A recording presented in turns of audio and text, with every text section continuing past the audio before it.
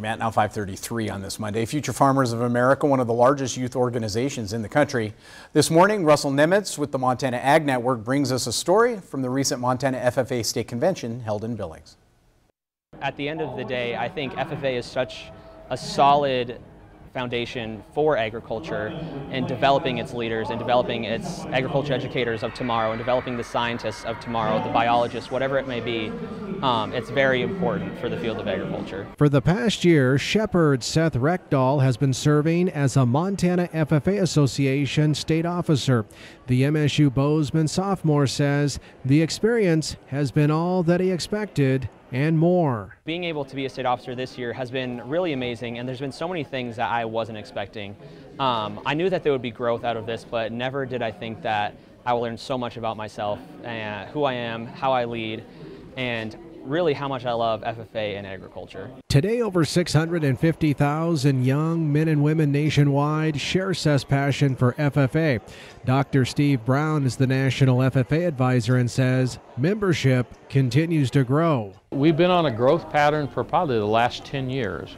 I believe truly that students as well as parents, those are recognizing the value and importance of agriculture to our economy and to our nation. And so therefore we see an increase of students interested in the agriculture industry. But despite continued growth nationwide, a real challenge in the near future could be a shortage of agricultural teachers. That influx of more students also means that we need more teachers, and more schools are looking at saying we want to have an agriculture education program in an FFA chapter. Montana currently has 94 FFA chapters statewide. Jim Rose is the state FFA advisor and says there's a good reason why Montana's school districts still value agricultural education. You know, as a lot of these smaller places get bought out by some larger places, we're starting to lose a lot of connectivity to the agriculture background and base.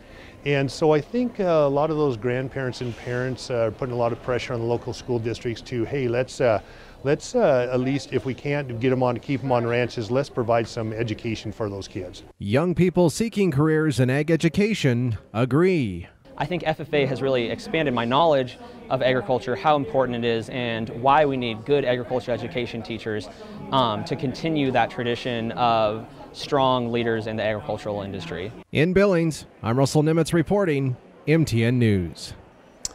Now to learn more about FFA or about becoming an agricultural teacher, visit ffa.org.